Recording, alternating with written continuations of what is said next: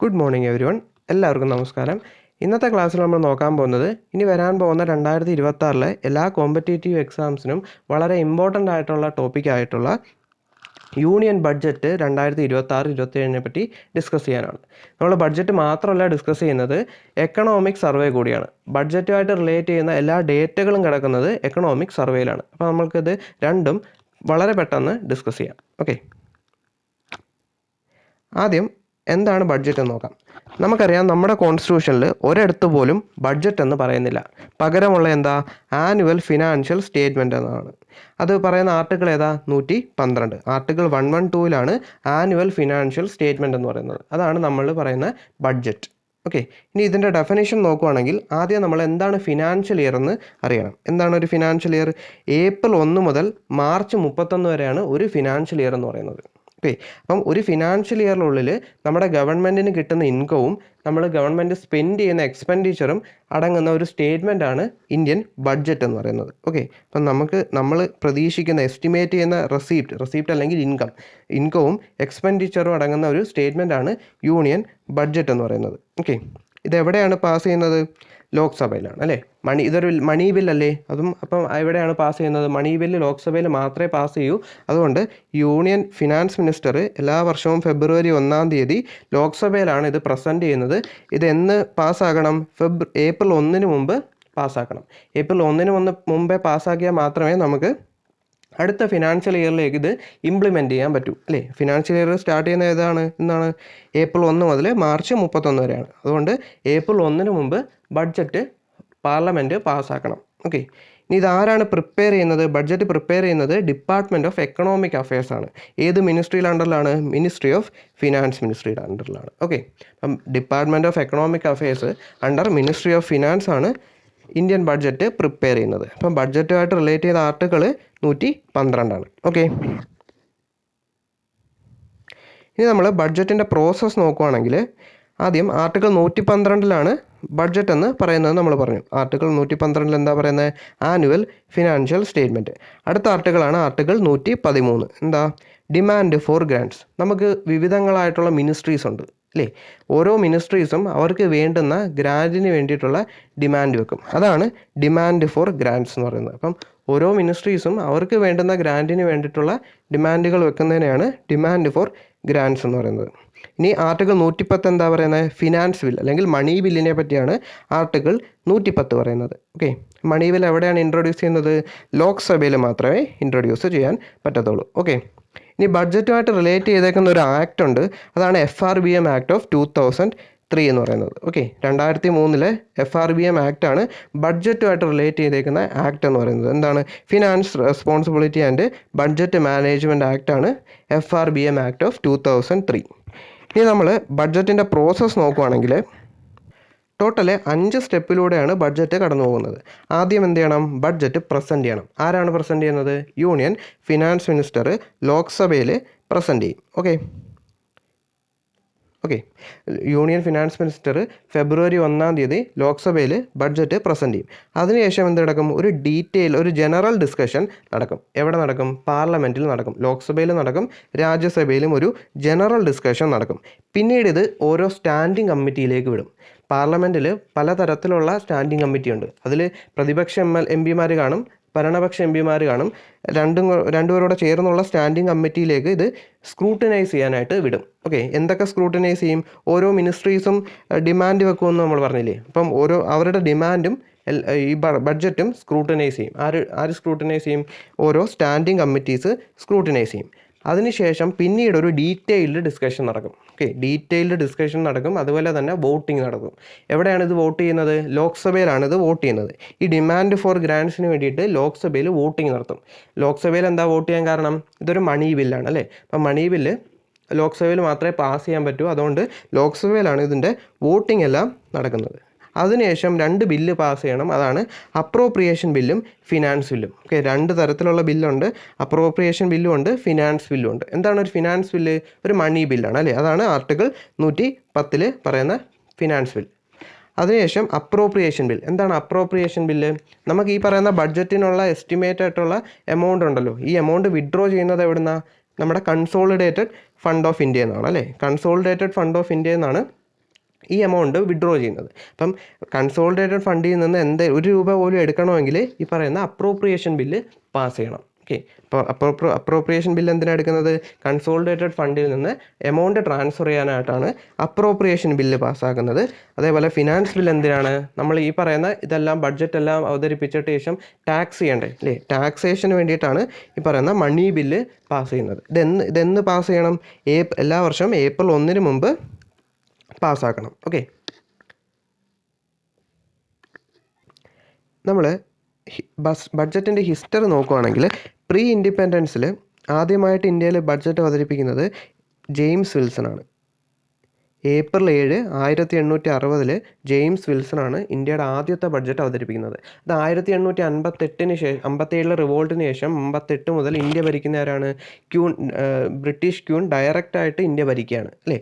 അപ്പം നമ്മുടെ ലോർഡ് കാനിങ്ങിൻ്റെ അണ്ടറിലെ ഫിനാൻസ് മെമ്പറായിട്ടുള്ള ജെയിംസ് വിൽസൺ 1860 ഏപ്രിൽ 7 ഇന്ത്യയുടെ ആദ്യത്തെ ബഡ്ജറ്റ് അവതരിപ്പിച്ചു. ഓക്കെ, ഓർത്തു വെച്ചോ, ജെയിംസ് വിൽസൺ. ഈ ജെയിംസ് വിൽസണാണ് ഫാദർ ഓഫ് ഇന്ത്യൻ ബഡ്ജറ്റ് എന്ന് അറിയപ്പെടുന്നത്. Okay, James Wilson.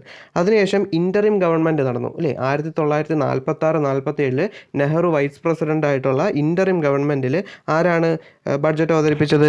Liaquat Ali ഖാനാണ്. ഓക്കെ, ലിയാഖത്ത് അലി ഖാൻ ഇൻ്ററിം ഗവൺമെൻറ്റിൻ്റെ സമയത്ത് ബഡ്ജറ്റ് അവതരിപ്പിച്ചു. ഓക്കെ, പ്രീ ഇൻഡിപെൻഡൻസിൽ ആദ്യമായിട്ട് ബഡ്ജറ്റ് അവതരിപ്പിക്കുന്ന ആരാണ്? ജെയിംസ് വിൽസൺ ആണ്, 1860 ഏപ്രിൽ 7. ഓക്കെ, അതിനുശേഷം പോസ്റ്റ് ഇൻഡിപെൻഡൻസിന് ശേഷം സ്വതന്ത്ര ഇന്ത്യയുടെ ആദ്യത്തെ ബഡ്ജറ്റ് അവതരിപ്പിക്കുന്നത് അന്നത്തെ ഇന്ത്യയുടെ ആദ്യത്തെ ഫിനാൻസ് മിനിസ്റ്റർ ആയിട്ടുള്ള R.K. ഷൺമുഖം ചെട്ടിയാണ്. ഓക്കെ, എന്ന ഡേറ്റ് നവംബർ 26, 1947. അപ്പോൾ സ്വതന്ത്ര ഇന്ത്യയിലെ ആദ്യത്തെ ബഡ്ജറ്റ് അവതരിപ്പിക്കുന്നത് R.K. ഷൺമുഖം ചെട്ടിയാണ്, നവംബർ 26, 1947.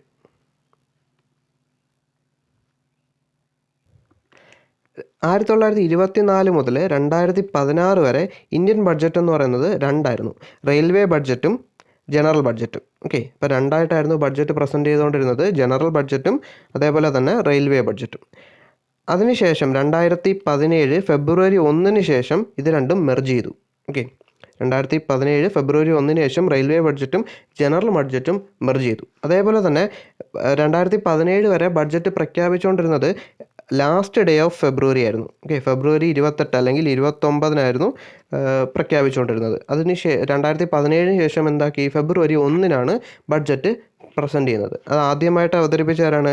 അരുൺ ജെയ്റ്റ്ലിയാണ് 2017 ഫെബ്രുവരി 1 ബഡ്ജറ്റ് അവതരിപ്പിക്കുന്നത്. ഓക്കെ, ഇനി ഈ പറയുന്ന 1924 മുതൽ 2016 വരെ രണ്ട് ബഡ്ജറ്റ് ഉണ്ടായിരുന്നു: ജനറൽ ബഡ്ജറ്റ് എന്നും റെയിൽവേ ബഡ്ജറ്റ് എന്നും. അപ്പോൾ ഇത് സ്പ്ലിറ്റ് ആക്കിയ വർഷമാണ് 1924. 1924 മുതലാണ് ഇങ്ങനെ രണ്ട് ബഡ്ജറ്റായിട്ട് സ്പ്ലിറ്റ് ചെയ്തത്. ഓക്കെ, അന്നത്തെ ബ്രിട്ടീഷ് ഗവൺമെൻറ് ഒരു കമ്മിറ്റിയെ നിയോഗിച്ചു. അതാണ് അക്വർത്ത് കമ്മിറ്റി. 1921 അക്വർത്ത് കമ്മിറ്റിയെ നിയോഗിക്കുകയും അതിൻ്റെ റിപ്പോർട്ട് 1924 കൊടുക്കുകയും ചെയ്തു. ആ റിപ്പോർട്ട് പ്രകാരം എന്ത് സംഭവിച്ചു? ഇന്ത്യയിൽ ജനറൽ ബഡ്ജറ്റും റെയിൽവേ ബഡ്ജറ്റും സ്പ്ലിറ്റാക്കി. അത് പിന്നീട് മെർജ് ചെയ്യാനായിട്ട് ഇന്ത്യൻ ഗവൺമെൻറ് 2016 ഒരു കമ്മിറ്റിയെ നിയോഗിച്ചു. അതാണ് ബിബേക് ദെബ്രോയ് കമ്മിറ്റി. 2014 നിയോഗിച്ചു. അതിനുശേഷം 2016 റിപ്പോർട്ട് സമർപ്പിച്ചു. അത് പ്രകാരം ഫെബ്രുവരി 1, 1927 മുതൽ ഇന്ത്യയിൽ റെയിൽവേ ബഡ്ജറ്റും ജനറൽ ബഡ്ജറ്റും ഒന്നാക്കി. ഓക്കെ, അപ്പോൾ ആ മെർജർ നടന്ന വർഷമാണ് 2017 ഫെബ്രുവരി 1 എന്ന് പറയുന്നത്. ഇനി ഓരോ ബഡ്ജറ്റിൻ്റെ റെക്കോർഡ്സ് നോക്കുകയാണെങ്കിൽ ഇന്ത്യയിൽ ഏറ്റവും കൂടുതൽ തവണ ബഡ്ജറ്റ് അവതരിപ്പിച്ച ഫിനാൻസ് മിനിസ്റ്റർ എന്ന് പറയുന്നത് മൊറാർജി ദേശായി ആണ്. എത്ര തവണ? 10 തവണയാണ് ടോട്ടൽ മൊറാർജി ദേശായി ബഡ്ജറ്റ് അവതരിപ്പിച്ചിട്ടുള്ളത്. ഓക്കെ, അതിനുശേഷം പി ചിദംബരം ഉണ്ട് 9 തവണ. ഇപ്പം നിർമ്മല സീതാരാമനും 9 തവണയാണ് ബഡ്ജറ്റ് അവതരിപ്പിച്ചിട്ടുള്ളത്. ഓക്കെ, ഇപ്പോൾ ഏറ്റവും കൂടുതൽ ആരാണ്? മൊറാർജി ദേശായി 10 തവണ, പി ചിദംബരം 9 തവണ, നിർമ്മല സീതാരാമൻ 9 തവണ. കൺസിക്യൂട്ടീവ് ടൈംസിൽ അവതരിപ്പിച്ചത് നിർമ്മല സീതാരാമനാണ്. 9 തവണയാണ് കൺസിക്യൂട്ടീവായിട്ട്. 2019 ശേഷം ഇങ്ങോട്ട് എല്ലാ ബഡ്ജറ്റും അവതരിപ്പിക്കുന്നത് നിർമ്മല സീതാരാമനാണ്. ഓക്കെ, അതിന് മുമ്പത്തെ റെക്കോർഡ് എന്ന് പറയുന്നത് മൊറാർജി ദേശായിക്കായിരുന്നു 6 തവണ. അത് 2024 നിർമ്മല സീതാരാമൻ പൊട്ടിച്ചു. ഇപ്പം മോസ്റ്റ് കൺസിക്യൂട്ടീവ് ടൈംസിൽ ലീഡ് ചെയ്യുന്നത് ആരാണ്? നിർമ്മല സീതാരാമനാണ്. 9 ടൈംസാണ് നിർമ്മല സീതാരാമൻ്റെ റെക്കോർഡ് എന്ന് പറയുന്നത്. ഓക്കെ, ആദ്യമായിട്ടൊരു വുമൺ ഫിനാൻസ് മിനിസ്റ്റർ ബഡ്ജറ്റ് അവതരിപ്പിക്കുന്നത് 1970 ഇന്ദിരാഗാന്ധിയാണ്. ഓക്കെ, ഏറ്റവും ലോങ്ങസ്റ്റ് ഡ്യൂറേഷനുള്ള ബഡ്ജറ്റ് എന്ന് പറയുന്നത് 2020 ബഡ്ജറ്റാണ്. 2 hour 42 minute ആണ് ആ ബഡ്ജറ്റിൻ്റെ ഡ്യൂറേഷൻ എന്ന് പറയുന്നത്. ഓക്കെ, നമ്മൾ വേർഡ്സ് പ്രകാരം ലോങ്ങസ്റ്റ് ബഡ്ജറ്റ് എന്ന് പറയുന്നത് 1991 മൻമോഹൻ സിംഗിൻ്റെ ബഡ്ജറ്റായിട്ടുള്ള 18,650 വേർഡ്സ് ആയിരുന്നു ആ ബഡ്ജറ്റിൽ ഉള്ളത്. ഇപ്പം ലോങ്ങസ്റ്റ് ബൈ വേർഡ്സ് നോക്കുവാണെങ്കിൽ മൻമോഹൻ സിംഗ് 1991. അന്ന് എന്താ നടക്കുന്നത്? LPG റിഫോംസ് നടക്കുന്ന സമയത്ത് ഉള്ള ബഡ്ജറ്റാണ് മൻമോഹൻ സിംഗ് 18,650 വേർഡ്സ് കൊണ്ട് അവതരിപ്പിച്ചത്. ഓക്കെ, ഷോർട്ടസ്റ്റ് ഡ്യൂറേഷൻ നോക്കുവാണെങ്കിൽ ഹീരൂഭായ് എം പട്ടേൽ ഇൻ്ററിം ബഡ്ജറ്റിൻ്റെ സമയത്ത് 800 വേർഡ്സ് മാത്രമേ പറഞ്ഞിട്ടുള്ളൂ. ഓക്കെ, അപ്പം ഏറ്റവും കൂടുതൽ തവണ ബഡ്ജറ്റ് അവതരിപ്പിച്ചത് മൊറാർജി ദേശായിയാണ്. കൺസിക്യൂട്ടീവായിട്ട് നിർമ്മല സീതാരാമനാണ്. ഫസ്റ്റ് വുമൺ എന്ന് പറയുന്നത് ഇന്ദിരാഗാന്ധിയാണ്. ലോങ്ങസ്റ്റ് ഡ്യൂറേഷൻ 2020 2 hour 42 minutes ആണ്. ഓക്കെ, ഇനി ബഡ്ജറ്റ് 2026-27 നോക്കുവാണെങ്കിൽ തീം എന്ന് പറയുന്നത് action over ambivalence, reform over rhetoric, people over populism. Okay, along with long term vision of Viksit Bharat by 2047. Okay, അപ്പോൾ തീം എന്ന് പറയുന്നത് action over ambivalence, reform over rhetoric, people over populism. Okay, എന്താണ് ഇന്ത്യയുടെ long term vision? Viksit Bharat by 2047. 2047 ആകുമ്പോഴത്തേക്ക് നമുക്ക് ഒരു developed country ആവുമെന്നുള്ളതാണ് ഇന്ത്യയുടെ long term vision എന്ന് പറയുന്നത്. Viksit Bharat by 2047. The budget focus on moderate inflation moderate ആയിരിക്കണം. സസ്റ്റെയിൻഡ് ഹൈ ഗ്രോത്ത്, 7% ഗ്രോത്ത് ആണ് പ്രെഡിക്റ്റ് ചെയ്യുന്നത്. Physical discipline and macro economic stability. Strong emphasis on reduced import dependence കുറയ്ക്കുക. Energy security, domestic manufacturing capacity കൂട്ടുക and public investment led growth. ഇതൊക്കെയാണ് ഇതിൻ്റെ emphasis എന്ന് പറയുന്നത്. Okay, ഇനി ബഡ്ജറ്റ് 2026-27 ഡ്യൂറേഷൻ നോക്കുവാണെങ്കിൽ 1 hour 25 minutes ആണ് ടോട്ടൽ ഡ്യൂറേഷൻ. ടോട്ടൽ എക്സ്പെൻഡിച്ചർ എന്ന് പറയുന്നത് 53.5 lakh crores ആണ്. നമ്മൾ എക്സ്പെക്ട് ചെയ്യുന്ന എക്സ്പെൻഡിച്ചർ എന്ന് പറയുന്നത് 53.5 lakh crore ആണ്. ഫിസിക്കൽ ഡെഫിസിറ്റ് എന്ന് പറയുന്നത് 4.3% ഓഫ് GDP-യുടെ 4.3% ഇന്ത്യയുടെ ഫിസിക്കൽ ഡെഫിസിറ്റ് എക്സ്പെക്ട് ചെയ്യുന്നത്. ഓക്കെ, എന്താ ഫിസിക്കൽ ഡെഫിസിറ്റ് എന്ന് പറയുന്നത്? നമ്മളുടെ ഇൻകത്തെ കാട്ടി എക്സ്പെൻഡിച്ചർ കൂടുതലാകുമ്പോഴത്തേക്ക് എന്ത് സംഭവിക്കും? അവിടെ ഒരു ഡെഫിസിറ്റ് ഉണ്ടല്ലേ, അതാണ് ഫിസിക്കൽ ഡെഫിസിറ്റ് എന്ന് പറയുന്നത്. ഓക്കെ, അപ്പോൾ എക്സ്പെൻഡിച്ചർ മൈനസ് ഇൻകം അല്ലേ, ഇൻകം എക്സ്പെൻഡിച്ചർ മൈനസ് റിസീപ്റ്റ് എന്ന് പറയുന്നതാണ് ഫിസിക്കൽ ഡെഫിസിറ്റ് എന്ന് പറയുന്നത്. അല്ലെങ്കിൽ എന്താ പറയാം, നമ്മൾ എത്രത്തോളം ഇനി നമുക്ക് ബോറോ ചെയ്യണം, അതാണ് ഫിസിക്കൽ ഡെഫിസിറ്റ് എന്ന് പറയുന്നത് അല്ലേ. എക്സ്പെൻഡിച്ചറിനെ കാട്ടി ഇൻകത്തെ കാട്ടി എക്സ്പെൻഡിച്ചർ കൂടുമ്പോഴത്തേക്ക് അവിടെ എന്ത് ചെയ്യണം? നമുക്ക് ബോറോ ചെയ്യണം. ബോറോ ചെയ്താലേ മാത്രമേ നമ്മുടെ ബഡ്ജറ്റിൽ നമുക്ക് നിൽക്കാൻ പറ്റത്തുള്ളൂ. ഓക്കെ, അതുകൊണ്ട് ആ ഡെഫിസിറ്റാണ് ഫിസിക്കൽ ഡെഫിസിറ്റ് എന്ന് പറയുന്നത്. ഈ ബഡ്ജറ്റ് എന്ന് പറയുന്നത് ഒരു യുവശക്തി ഡ്രിവൺ ആയിട്ടുള്ള ബഡ്ജറ്റാണ്. ഓക്കെ, യുവശക്തി ഡ്രിവൺ ആയിട്ടുള്ള ബഡ്ജറ്റാണ്. First budget in Kartavya Bhavan. എന്താണ് കർത്തവ്യ ഭവൻ? നമ്മുടെ central secretariat, common central secretariat ഉണ്ടല്ലോ, അതാണ് അതിൻ്റെ പേര് മാറ്റിയിട്ട് കർത്തവ്യ ഭവൻ എന്ന് ആക്കി. ഓക്കെ, അപ്പോൾ കോമൺ സെൻട്രൽ സെക്രട്ടേറിയറ്റ് ആണ് കർത്തവ്യ ഭവൻ എന്ന് പറയുന്നത്. ഓക്കെ, അതുകൊണ്ട് ആദ്യമായിട്ടാണ് അവിടെ വെച്ചിട്ട് ബഡ്ജറ്റ് അവതരിപ്പിക്കുന്നത്. ഓക്കെ, അതുകൊണ്ട് തന്നെ ഈ ബഡ്ജറ്റ് എന്ന് പറയുന്നത് 3 കർത്തവ്യങ്ങളുള്ള ബഡ്ജറ്റാണ്. ഓക്കെ, 3 കർത്തവ്യാസ് ആണ് ടോട്ടൽ ഈ ബഡ്ജറ്റിനകത്തുള്ളത്. Okay, first Kartavya accelerating and economic growth. Second Kartavya building human capacity. Third ensuring inclusive development ensure ചെയ്യുക. ഓക്കെ, ഇപ്പം കഴിഞ്ഞത് 2026-27 ബഡ്ജറ്റാണ്. ഇനി നമ്മൾ 2025-26, അതായത് കഴിഞ്ഞ വർഷത്തെ ബഡ്ജറ്റിൻ്റെ റിസൾട്ട്സ് നമുക്ക് നോക്കാം. ഓക്കെ, അവിടെ 2025-26 GDP ഗ്രോത്ത് റേറ്റ് എന്ന് പറയുന്നത് റിയൽ ആയിട്ടുള്ള ഗ്രോത്ത് എന്ന് പറയുന്നത് 7.4% ആണ്. 7.4% ആണ് റിയൽ ഗ്രോത്ത് ഉണ്ടായത്. ഓക്കെ, നോമിനൽ എന്ന് പറയുന്നത് 8% ആണ്. ഓക്കെ, റിയൽ GDP ഗ്രോത്ത് എന്ന് പറയുന്നത് ഇൻഫ്ലേഷൻ കൺസിഡർ ചെയ്യുന്നുള്ള ഗ്രോത്താണ്. ഓക്കെ, നോമിനൽ എന്ന് പറയുന്നത് ഇൻഫ്ലേഷൻ കൺസിഡർ ചെയ്യാത്ത ഗ്രോത്താണ്. ഇൻഫ്ലേഷൻ കൂട്ടാത്തുള്ള ഗ്രോത്താണ് 8%. പക്ഷെ നമുക്ക് റിയൽ ആയിട്ട് കിട്ടിയത് എത്രയാണ്? 7.4%. ഓക്കെ, അതേപോലെ തന്നെ ഗ്രോസ് വാല്യൂ ആഡഡ് ഗ്രോത്ത് എത്രയാണ്? 7.3% ആണ്. അപ്പോൾ GVAയും GDPയും ഏകദേശം ഈക്വലാണ് അല്ലേ, 7.4%ഉം 7.3%ഉം. ഇനി കഴിഞ്ഞ വർഷത്തേക്ക് നമ്മുടെ ഓരോ സെക്ടേഴ്സ് ഉണ്ടല്ലോ, ആ സെക്ടേഴ്സ് നമ്മുടെ GDPയുടെ കോൺട്രിബ്യൂഷൻ നോക്കാം. ആദ്യം സർവീസ് സെക്ടർ, ഇന്ത്യയിലെ ഏറ്റവും കൂടുതൽ GDPക്ക് കോൺട്രിബ്യൂട്ട് ചെയ്യുന്ന സെക്ടറാണ് സർവീസ് സെക്ടർ എന്ന് പറയുന്നത്. അപ്പം 9.1% ഇൻക്രീസാണ് കഴിഞ്ഞ വർഷം സർവീസ് സെക്ടറിന് ഉണ്ടായിട്ടുള്ളത്. ഓക്കെ, അതേപോലെ തന്നെ മാനുഫാക്ചറിങ് ആൻഡ് കൺസ്ട്രക്ഷൻ അല്ലെങ്കിൽ ഇൻഡസ്ട്രിയൽ സെക്ടർ, അതിന് 7% ഗ്രോത്താണ് കഴിഞ്ഞ വർഷത്തെ ഫിനാൻഷ്യൽ ഇയറിൽ ഉണ്ടായിട്ടുള്ളത്. അഗ്രികൾച്ചർ സെക്ടർ നോക്കുവാണെങ്കിൽ 3.1% ഇൻക്രീസാണ് അഗ്രികൾച്ചർ സെക്ടറിൽ ഇന്ത്യയുടെ GDPയിൽ ഉണ്ടായിട്ടുള്ളത്. നമ്മൾ ഇൻഫ്ലേഷൻ എന്ന് പറഞ്ഞു. ഇൻഫ്ലേഷൻ എത്രയാണ്? 1.7% ആണ്. ഏപ്രിൽ ഡിസംബർ ആ മാസങ്ങളിൽ ഇൻഫ്ലേഷൻ എന്ന് പറയുന്നത് 1.7% ആണ് ഇന്ത്യയുടെ ഇൻഫ്ലേഷൻ എന്ന് പറയുന്നത്. അത് കാരണമാണ് ഈ പറയുന്ന നോമിനൽ 8%ഉം റിയൽ ആയിട്ടുള്ളത് ഇന്ത്യക്ക് നമുക്ക് കിട്ടിയത് 7.4% റിയൽ GDP ഗ്രോത്ത് കിട്ടിയത്. ആ ഡിഫറൻസ് എന്ന് പറയുന്നത് ഈ പറയുന്ന ഇൻഫ്ലേഷൻ കാരണമാണ്. ഓക്കെ, ഇനി 2026-27 നമ്മൾ എക്സ്പെക്ട് ചെയ്യുന്ന റിയൽ GDP ഗ്രോത്ത് എന്ന് പറയുന്നത് 7.7% ആണ്. ഓക്കെ, ഇപ്പോൾ 6.8 മുതൽ 7.2 വരെയാണ് നമ്മൾ എക്സ്പെക്ട് ചെയ്യുന്നത്. അതുകൊണ്ട് ഒരു ആവറേജ് 7% ആണ് നമ്മളുടെ GDP ഗ്രോത്ത് പ്രൊജക്ഷൻ എന്ന് പറയുന്നത്. ഇതൊരു റിയൽ ആണ് അല്ലേ. ഇൻഫ്ലേഷൻ കൺസിഡർ ചെയ്തിട്ടുള്ളതാണ് 7% നമ്മൾ പറയുന്നത്. ഓക്കെ, നോമിനൽ എത്രയാണ്? 10%. ഓക്കെ, ഇൻഫ്ലേഷൻ കൺസിഡർ ചെയ്യാതെ 10% ഗ്രോത്ത് ഉണ്ടാകും എന്നാണ് പറയുന്നത്. കൺസിഡർ ചെയ്തുകൊണ്ട് ഏകദേശം 7% ഗ്രോത്താണ് പ്രതീക്ഷിക്കുന്നത്. ഓക്കെ, ഇനി 2026-27 ബഡ്ജറ്റ് നോക്കുകയാണെങ്കിൽ നമ്മളുടെ എഫക്റ്റീവ് ക്യാപിറ്റൽ എക്സ്പെൻഡിച്ചർ എന്ന് പറയുന്നത് 4.4% ഓഫ് GDPയുടെ 4.4% നമ്മൾ എന്തിനാണ് യൂസ് ചെയ്യുന്നത്? ക്യാപിറ്റൽ എക്സ്പെൻഡിച്ചർ ആണ് അല്ലേ. ക്യാപിറ്റൽ എക്സ്പെൻഡിച്ചറിന് വേണ്ടി 4.4% ആണ് മാറ്റി വെച്ചേക്കുന്നത്.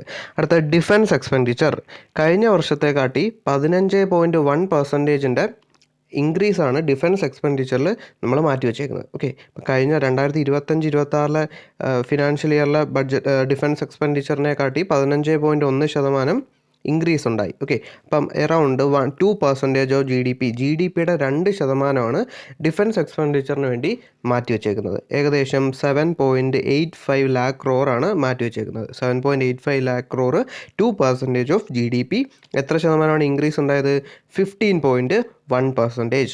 ഹെൽത്ത് എക്സ്പെൻഡിച്ചർ എത്രയാണ്? 1.96% ഓഫ് GDPയുടെ 1.96% ഹെൽത്ത് എക്സ്പെൻഡിച്ചറിന് വേണ്ടി മാറ്റി വെച്ചേക്കുന്നു.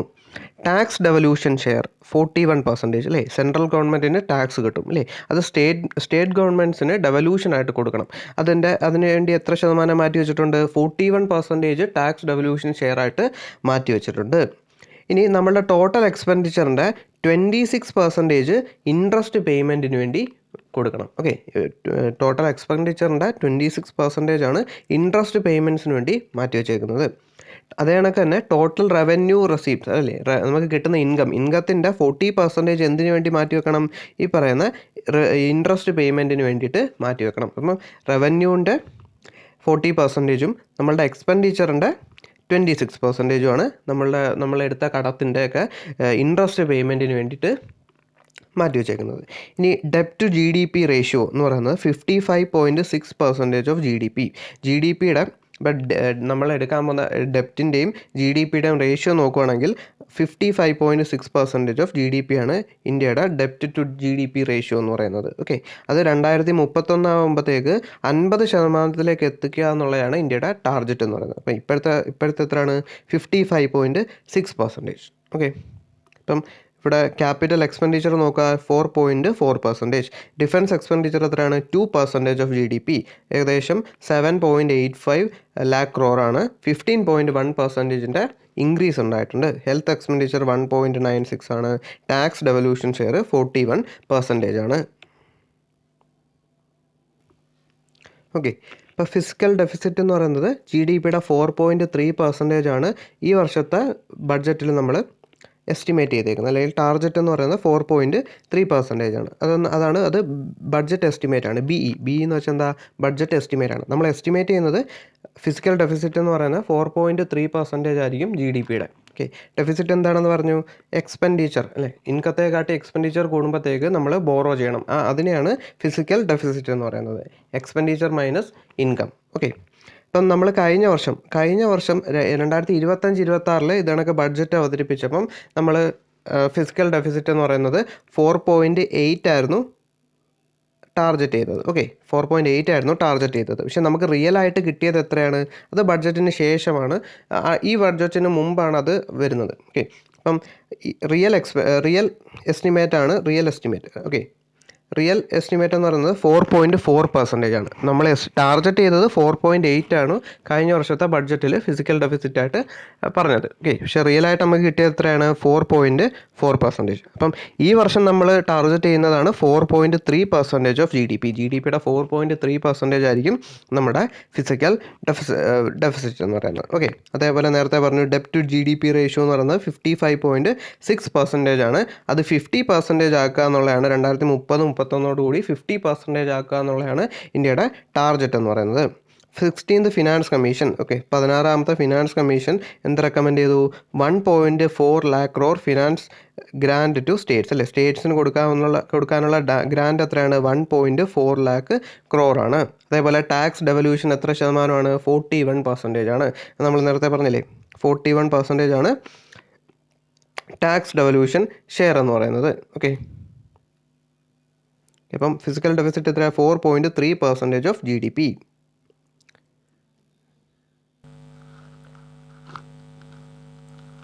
ഓക്കെ, ഇനി നമുക്ക് കിട്ടാവുന്ന ഇൻകം എവിടെ നിന്നൊക്കെയാണെന്ന് നോക്കാം. ഓക്കെ, ഇന്ത്യയുടെ ഇൻകത്തിൽ ഏറ്റവും കൂടുതൽ റെസീപ്റ്റ്സിൽ ഏറ്റവും കൂടുതൽ വരുന്നത് എന്താണ്? Borrowings and liabilities. നമുക്ക് നമ്മൾ എടുക്കുന്ന കടം എടുക്കുന്നതും ലയബിലിറ്റീസുമാണ് 24%. 24% എവിടെ നിന്ന് കിട്ടും? ബോറോയിങ്സ്. അതേപോലെ അടുത്തതാണ് ഇൻകം ടാക്സ്. 21% ഇന്ത്യയുടെ റെസീപ്റ്റ്സിലേക്ക് അല്ലെങ്കിൽ ഇൻകത്തിലേക്ക് 21% കോൺട്രിബ്യൂട്ട് ചെയ്യുന്നത് എന്താ? ഇൻകം ടാക്സ് ആണ്. 15% എന്ത് കോൺട്രിബ്യൂട്ട് ചെയ്യും? GST and other taxes. GSTയും അതർ ടാക്സസും 15% കോൺട്രിബ്യൂട്ട് ചെയ്യും. കോർപ്പറേഷൻ ടാക്സ് എത്ര കിട്ടും? 18%. 18% അതൊരു ഇൻകം ടാക്സ് ആണ്, അല്ലേ? കോർപ്പറേഷൻ ടാക്സ് ആയിട്ട് 18% കിട്ടും. അതേപോലെ ബാക്കി നോൺ ടാക്സ് റവന്യൂ, ടാക്സ് അല്ലാത്ത റവന്യൂ ആയിട്ട് 10%, കസ്റ്റംസ് ഡ്യൂട്ടി ആയിട്ട് 4%, യൂണിയൻ എക്സൈസ് ഡ്യൂട്ടി ആയിട്ട് 6%, നോൺ ഡെപ്റ്റ് ക്യാപിറ്റൽ റെസീപ്റ്റ്സ് ആയിട്ട് 2%. ഓക്കെ, അപ്പം ഏറ്റവും കൂടുതൽ കിട്ടുന്ന ഏതാണ്? Borrowings and liabilities. അപ്പം ഇന്ത്യ കടമെടുക്കുന്നതാണ് 24%, corporation tax 18%, income tax 21%, GST 15%. Okay, അടുത്തത് റുപ്പി ഗോസ് ടു. ഇന്ത്യയുടെ എക്സ്പെൻഡിച്ചർ നോക്കുവാണെങ്കിൽ ഇന്ത്യയിൽ ഏറ്റവും കൂടുതൽ കൊടുക്കേണ്ടത് എങ്ങോട്ടാണ്? സ്റ്റേറ്റ്സ് ഷെയർ ഓഫ് ടാക്സസ്, അല്ലേ? 22% സ്റ്റേറ്റിനുള്ള ടാക്സിൻ്റെ ഷെയറായിട്ട് 22% ഇന്ത്യയുടെ എക്സ്പെൻഡിച്ചറിൽ നിന്ന് കൊടുക്കണം. അതേപോലെ തന്നെ ഇൻട്രസ്റ്റ് പേയ്മെൻറ്റ്, അല്ലേ? നേരത്തെ എടുത്ത കടങ്ങളുടെയൊക്കെ ഇൻട്രസ്റ്റ് പേയ്മെൻ്റ് ആയിട്ട് 20% ഇൻട്രസ്റ്റ് പേയ്മെൻ്റ് ആയിട്ട് പോകും. ഓക്കെ, ഡിഫൻസ്, അല്ലേ? 11%. ഇന്ത്യയുടെ എക്സ്പെൻഡിച്ചറിൻ്റെ 11% എങ്ങോട്ട് പോകും? ഡിഫൻസ് സെക്ടറിലോട്ടാണ് 11% പോകുന്നത്. സെൻട്രൽ സെക്ടർ സ്കീമിന് 17%, സെൻട്രലി സ്പോൺസേർഡ് സ്കീമിനും 8% ആണ്. ഓക്കെ, സെൻട്രൽ സെക്ടർ സ്കീം എന്താണ്, അല്ലേ? ഫുള്ളി സെൻട്രൽ ഗവൺമെൻറ് ഫണ്ട് ചെയ്യുന്ന സ്കീമുകളാണ് സെൻട്രൽ സെക്ടർ സ്കീം എന്ന് പറയുന്നത്. സെൻട്രൽ ഗവൺമെൻറ്റും സ്റ്റേറ്റ് ഗവൺമെൻറ്റും ഡിവൈഡ് ചെയ്തെടുക്കുന്ന സ്കീമാണ് സെൻട്രലി സ്പോൺസേർഡ് സ്കീം എന്ന് പറയുന്നത്. അപ്പോൾ central sector scheme 17%, centrally sponsored scheme 8% ആണ്. Okay, finance commission and other ട്രാൻസ്ഫേഴ്സിന് 7%, അതർ എക്സ്പെൻഡിച്ചർ 7%, സിവിൽ പെൻഷൻ 2%. അപ്പോൾ ഏറ്റവും കൂടുതൽ എങ്ങോട്ടാണ് പോകുന്നത്? സ്റ്റേറ്റ്സ് ഷെയർ ഓഫ് ടാക്സസ് 22% ആണ് സ്റ്റേറ്റുകളുടെ ഷെയറായിട്ട്, ടാക്സിൻ്റെ ഷെയറായിട്ട് പോകുന്നത്. ഡിഫൻസ് 11% ഓർത്ത് വെക്കുക. Central sector scheme 17%, centrally sponsored scheme 8%, interest പേയ്മെൻറ്റിനായിട്ട് 20% മാറ്റി വെച്ചിട്ടുണ്ട്. ഓക്കെ, റെസീപ്റ്റ്സ് നോക്കുകയാണെങ്കിൽ റെസീപ്റ്റ്സ് തന്നെ 2 തരമുണ്ട്. ക്യാപിറ്റൽ റെസീപ്റ്റ്സും ഉണ്ട്, റവന്യൂ റെസീപ്റ്റ്സും ഉണ്ട്. ക്യാപിറ്റൽ റെസീപ്റ്റ്സ് എന്ന് വെച്ചാൽ എന്താ? ഇൻകം, അല്ലേ? നമുക്ക് ഇൻകം കിട്ടുന്നത് ക്യാപിറ്റൽ റെസീപ്റ്റ്സും ഉണ്ട്, റവന്യൂ റെസീപ്റ്റ്സും ഉണ്ട്. റവന്യൂ എന്ന് വെച്ചാൽ എന്താ? ഗവൺമെൻറ്റിൻ്റെ ഡേ ടു ഡേ കാര്യങ്ങളൊക്കെ അടങ്ങുന്നതാണ് റവന്യൂവിൻ്റെ അണ്ടറിൽ വരുന്നത്, അല്ലേ? അല്ലെങ്കിൽ റെക്കറിങ് ആയിട്ടുള്ള കാര്യങ്ങളാണ് റവന്യൂവിൻ്റെ അണ്ടറിൽ വരുന്നത്. ഓക്കെ, ക്യാപിറ്റൽ റെസീപ്റ്റ്സ് എന്ന് പറയുന്നത് അതൊരു ലോങ് ടേം ആണ്, അല്ലേ? ലോങ് ടേം ഹെഡാണ് ക്യാപിറ്റൽ റെസീപ്റ്റ്സ് എന്ന് പറയുന്നത്. റവന്യൂവിൻ്റെ അണ്ടറിൽ എന്താ വരും? ഡേ ടു ഡേ കാര്യങ്ങൾ, അല്ലെങ്കിൽ പോലീസ് അല്ലെങ്കിൽ ടാക്സ്, അതൊക്കെ ഡെയിലി കാര്യങ്ങളാണ്. അപ്പോൾ റവന്യൂവിൻ്റെ അണ്ടറിൽ ആ കാര്യങ്ങളും, ക്യാപിറ്റൽ എന്ന് പറയുന്നത് അല്ലെങ്കിൽ അസറ്റ് ബിൽഡ് ചെയ്യുന്ന റെസീപ്റ്റ്സുകളാണ് ക്യാപിറ്റൽ റെസീപ്റ്റ്സ് എന്ന് പറയുന്നത്. ഓക്കെ, നമ്മൾ ഡേറ്റയിലേക്ക് നോക്കുകയാണെങ്കിൽ ഇത് കഴിഞ്ഞ വർഷങ്ങളിലുള്ള ഡേറ്റയാണ്. 2026-27 ഡേറ്റ ഉണ്ട്, 25-26 ഡേറ്റകളുണ്ട്. ഓക്കെ, നമ്മൾ നോക്കുമ്പോൾ കാണാം 2025-26 രണ്ടെണ്ണം ഉണ്ട്. Okay, 16.4 lakh crore 16.2 lakh crore രണ്ട് ക്യാപിറ്റൽ റെസീപ്റ്റ്സ് ഉണ്ട്. ഓക്കെ, അതിൻ്റെ നമ്മൾ നോക്കുവാണെങ്കിൽ ഇവിടെ അടിയിൽ BE എന്നുണ്ട്, RE എന്നുണ്ട്. BE എന്ന് വെച്ചാൽ ബഡ്ജറ്റ് എസ്റ്റിമേറ്റ് ആണ്. 2025-26 ബഡ്ജറ്റിൽ എസ്റ്റിമേറ്റ് ഇട്ടതാണ് 16.4 lakh crore ആണ് ക്യാപിറ്റൽ റെസീപ്റ്റ്സ് എന്ന് പറഞ്ഞത്. അപ്പം ബഡ്ജറ്റിലുള്ള എസ്റ്റിമേറ്റ് ആയിരുന്നു 16.4 lakh crore. ഓക്കെ, പക്ഷേ റിയൽ ആയിട്ടുള്ള എസ്റ്റിമേറ്റ് അല്ലെങ്കിൽ റിവൈസ്ഡ് എസ്റ്റിമേറ്റ് ആണ് 16.2 എന്ന് പറയുന്നത്. ഓക്കെ, BE എന്ന് വെച്ചാൽ ബഡ്ജറ്റ് എസ്റ്റിമേറ്റും RE എന്ന് വെച്ചാൽ റിവൈസ്ഡ് എസ്റ്റിമേറ്റും. ഓക്കെ, അപ്പം ഈ റിവൈസ്ഡ് എസ്റ്റിമേറ്റ് എപ്പോഴാണ് വരുന്നത്? ഈ വർഷത്തെ ബഡ്ജറ്റ് വരുന്നതിന് തൊട്ട് മുമ്പായിരിക്കും കഴിഞ്ഞ വർഷത്തെ റിവൈസ്ഡ് എസ്റ്റിമേറ്റ് വരുന്നത്. അപ്പം ബഡ്ജറ്റിൻ്റെ സമയത്ത്, കഴിഞ്ഞ വർഷത്തെ ബഡ്ജറ്റിൻ്റെ സമയത്ത് എസ്റ്റിമേറ്റ് ഇട്ടതാണ് 16.4ഉം ഇപ്പം റിവൈസ്ഡ് ആയിട്ടുള്ള എസ്റ്റിമേറ്റ് ആണ് 16.2 lakh crore എന്ന് പറയുന്നതാണ് ക്യാപിറ്റൽ റെസീപ്റ്റ്സ് എന്ന് പറയുന്നത്. ഓക്കെ, അപ്പം ഈ വർഷത്തെ നമ്മളുടെ ബഡ്ജറ്റ് എസ്റ്റിമേറ്റ് ക്യാപിറ്റൽ റെസിപ്റ്റ് എത്രയാണ്? 18.1 lakh crore ആണ് ബഡ്ജറ്റ് എസ്റ്റിമേറ്റ് ആക്കി ഇട്ടിട്ടുള്ളത്. ഓക്കെ, അപ്പം അടുത്ത വർഷത്തെ ബഡ്ജറ്റ് വരുന്നതിന് മുമ്പ് നമുക്ക് ആക്ച്വലി എത്ര കിട്ടി, എത്ര ക്യാപിറ്റൽ റെസിപ്റ്റ്സ് ഉണ്ടായെന്ന് ഈ വർഷത്തെ റിവൈസ്ഡ് എസ്റ്റിമേറ്റ് വരുമ്പോഴത്തേക്ക് നമുക്കറിയാൻ പറ്റും. അതപ്പോൾ വരും അടുത്ത വർഷത്തെ ബഡ്ജറ്റിന് മുമ്പായിട്ടായിരിക്കും റിവൈസ്ഡ് എസ്റ്റിമേറ്റ് വരുന്നത്. ഓക്കെ, അതേപോലെ തന്നെ റവന്യൂ എസ്റ്റിമേറ്റ് റെസിപ്റ്റിനകത്ത് 35.3 lakh crore ആണ് റവന്യൂ റെസിപ്റ്റ് ആയിട്ട് വരുന്നത്. അപ്പോൾ ടോട്ടൽ റെസിപ്റ്റ് എന്ന് പറയുന്നത് എത്ര ആയിരിക്കും? 18.1ഉം 35.3ഉം കൂടെ ആഡ് ചെയ്യുന്നതായിരിക്കും ഇന്ത്യയുടെ ഈ ബഡ്ജറ്റിലെ ടോട്ടൽ ഇൻകം അല്ലെങ്കിൽ റെസിപ്റ്റ് എന്ന് പറയുന്നത്. ഓക്കെ, അതാണ് ബഡ്ജറ്റ് എസ്റ്റിമേറ്റ്. നമ്മൾ എസ്റ്റിമേറ്റ് ചെയ്യുന്നതാണ്.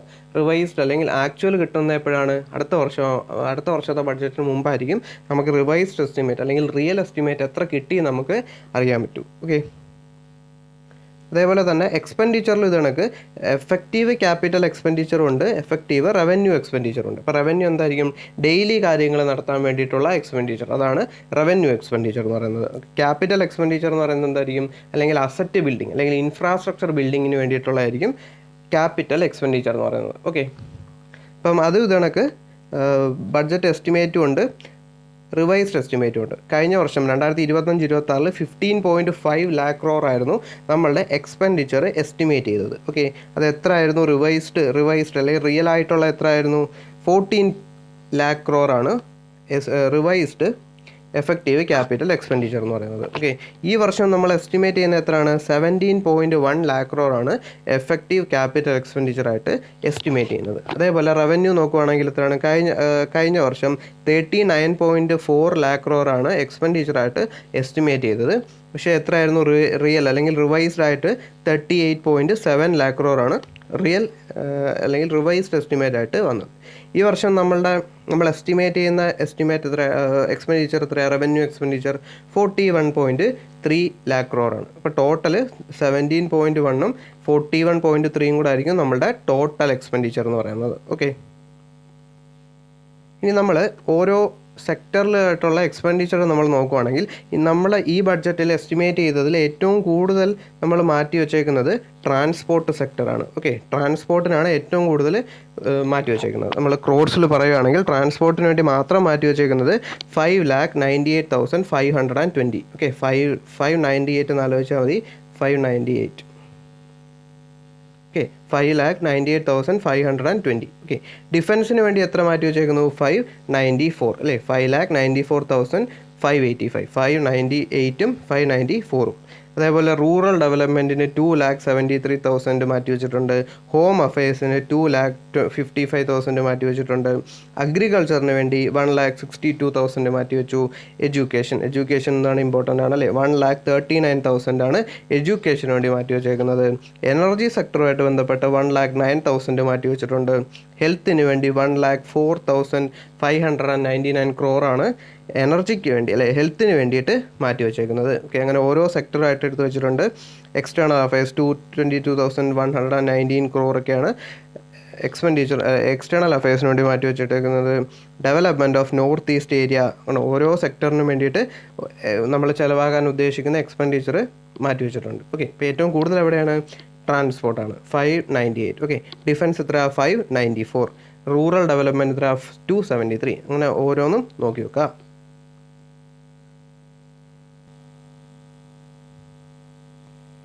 ഇനി നമുക്ക് ഓരോ കർത്തവ്യമായിട്ട് നോക്കാം. അതിൽ ഇമ്പോർട്ടൻറ്റ് ഇനീഷ്യേറ്റീവ്സ് ആണ് നമ്മൾ നോക്കാൻ പോകുന്നത്. ഓക്കെ, ആദ്യം accelerating and sustaining economic growth. Okay, accelerating ആയിട്ടുള്ള ഗ്രോത്ത് ആണ് നമ്മൾ എക്സ്പെക്ട് ചെയ്യുന്നത്. അതുമായിട്ട് ബന്ധപ്പെട്ടുള്ള ഇനീഷ്യേറ്റീവിൽ ഇമ്പോർട്ടൻ്റ് ആയിട്ടുള്ള ഇനീഷ്യേറ്റീവാണ് bio pharma Shakti. Okay, Shakti എന്ന് പറയുന്നൊരു ബയോ ഫാർമ ഇനീഷ്യേറ്റീവ്. ശക്തിയുടെ ഫുൾ ഫോം എന്താ? Strategy for health care advancement through knowledge, technology and innovation. അതാണ് Shakti, strategy for health care advancement through knowledge, technology and innovation. അതാണ് ശക്തി എന്ന് പറയുന്ന ഇനിഷ്യേറ്റീവ്. അത് എന്തുമായിട്ട് ബന്ധപ്പെട്ടാണ്? ബയോ ഫാർമയായിട്ട് ബന്ധപ്പെട്ടാണ് അല്ലേ. അപ്പം നമുക്ക് ചോദ്യം ചോദിക്കാം, ശക്തി ഏതുമായിട്ട് ബന്ധപ്പെട്ടാണെന്ന് ചോദ്യം ചോദിക്കാം. എന്താണ്? ബയോ ഫാർമ ഇൻഡസ്ട്രിയുമായിട്ട് ബന്ധപ്പെട്ടാണ് ശക്തി എന്ന് പറയുന്നത്. അതിനുവേണ്ടി മാറ്റി വെച്ചേക്കുന്ന എത്രയാണ്? 5 വർഷം കൊണ്ട് 10,000 കോടി രൂപയാണ് ഇതിനുവേണ്ടി, ഈ ബയോ ഫാർമ ശക്തിക്ക് വേണ്ടി മാറ്റി വെച്ചേക്കുന്നത്. 10,000 കോടി രൂപ for 5 years. Okay, 3 national institute of pharmaceutical education ഇതിൻ്റെ അണ്ടറിലായിട്ട് വരും അല്ലേ. 3 പുതിയ നാഷണൽ ഇൻസ്റ്റിറ്റ്യൂട്ട് ഓഫ് ഫാർമസ്യൂട്ടിക്കൽ എഡ്യൂക്കേഷനുമായിട്ട് ബന്ധപ്പെട്ട 3 പുതിയ ഇൻസ്റ്റിറ്റ്യൂഷൻസ് വരുന്നു. ഇപ്പോഴും ഓൾറെഡി ഉള്ള 7 എണ്ണത്തിനെ അപ്ഗ്രേഡ് ചെയ്യുന്നു. 7 ഫാർമസ്യൂട്ടിക്കൽ എഡ്യൂക്കേഷൻ ഇൻസ്റ്റിറ്റ്യൂട്ടുകളെ അപ്ഗ്രേഡ് ചെയ്യുന്നു. അപ്പം പുതിയതായിട്ട് എത്ര എണ്ണം വരുന്നു? 3 എണ്ണം വരുന്നു. ഓക്കെ, അടുത്ത ഇമ്പോർട്ടൻ്റ് ആയിട്ടുള്ള ഒരു ഇനിഷ്യേറ്റീവാണ് India semiconductor mission 2.0, ISM 2.0. ആദ്യമായിട്ട് സെമി കണ്ടക്ടർ മിഷനുമായിട്ട് ബന്ധപ്പെട്ട് വന്നതാണ് ഇന്ത്യ സെമി കണ്ടക്ടർ മിഷൻ. അതെന്താ വന്നത്? 2021 India semiconductor mission first വന്നത്. ഓക്കെ, ഇപ്പം ഈ ബഡ്ജറ്റിൽ എന്തുകൊണ്ട് വന്നു? സെമി കണ്ടക്ടർ മിഷൻ 2.0 വന്നു അല്ലേ. ഭാവിയിലേക്കുള്ള ഒരു semiconductor ecosystem build ചെയ്യാനായിട്ടുള്ള ഇനിഷ്യേറ്റീവാണ് ഇന്ത്യ സെമി കണ്ടക്ടർ മിഷൻ 2.0 എന്ന് പറയുന്നത്. ഇതുമായിട്ട് ബന്ധപ്പെട്ട് ഇലക്ട്രോണിക് കമ്പോണൻസ് മാനുഫാക്ചറിങ് സ്കീമിലേക്ക് 4,000 crore rupees മാറ്റി വെച്ചിട്ടുണ്ട്. ഓക്കെ, സെമി കണ്ടക്ടറുമായിട്ട് ബന്ധപ്പെട്ട് ഇലക്ട്രോണിക് കമ്പോണൻസിൻ്റെ മാനുഫാക്ചറിങ്ങിന് വേണ്ടിയിട്ട് 4,000 crore മാറ്റി വെച്ചിട്ടുണ്ട്. റെയർ എർത്ത് കോറിഡോർസ് അല്ലേ, റെയർ എർത്ത് ഇന്ത്യയുടെ കോസ്റ്റൽ ഏരിയാസിനെ കണക്ട് ചെയ്തുകൊണ്ട് എന്ത് ചെയ്തു? ഒരു റെയർ എർത്ത് കോറിഡോർസ് കൊണ്ടുവരുന്നു. ആരൊക്കെയുണ്ട്? തമിഴ്നാടുണ്ട്, ആന്ധ്രാപ്രദേശ് ഉണ്ട്, കേരളയുണ്ട്, ഒഡീഷയുണ്ട്. ഓക്കെ, ഇന്ത്യയുടെ കോസ്റ്റൽ റീജിയൻസ് എല്ലാം കണക്ട് ചെയ്തുകൊണ്ട് ഒരു റെയർ എർത്ത് കോറിഡോർ ബിൽഡ് ചെയ്യുന്നു. ഒഡീഷ, കേരള, ആന്ധ്രാപ്രദേശ്, തമിഴ്നാടു. ഓക്കെ,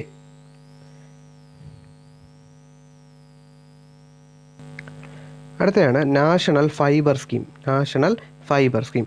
ഇതിനകത്ത് ഫൈബേഴ്സിന് ഉൾപ്പെടുന്ന സിൽക്ക്, വൂള്, ജൂട്ട്, ഈ 3 ഫൈബേഴ്സിൻ്റെ മാനേജ്മെൻറ്റ്, പ്രൊഡക്ഷൻ ഒക്കെ ആയിട്ട് ബന്ധപ്പെട്ട സെൽഫ് റിലയൻ്റ് ആവുക എന്നുള്ളതാണ് നാഷണൽ ഫൈബർ സ്കീമിൻ്റെ സ്കോപ്പ് എന്ന് പറയുന്നത്. ഓക്കെ, ഇപ്പം നാഷണൽ ഫൈബർ സ്കീം എന്താ? ഇനിഷ്യേറ്റീവ് എന്തിനു വേണ്ടിയിട്ടാണ്?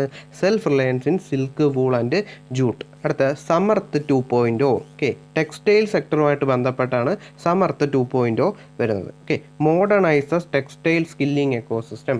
ടെക്സ്റ്റൈൽ സെക്ടറിൻ്റെ മോഡേണൈസേഷൻ, അതുമായിട്ട് ബന്ധപ്പെട്ട സ്കില്ലിംഗ് എക്കോസിസ്റ്റം ഉണ്ടാക്കുക, അതുമായിട്ട് ബന്ധപ്പെട്ടാണ് സമർത്ത് 2.0 വരുന്നത്. Okay, first Samarth mission ministry of textiles കൊണ്ടുവരുന്ന വർഷം 2017. ഓക്കെ, 2017 ആദ്യമായിട്ട് സമർത്ത് 2.0 വരുന്നത്.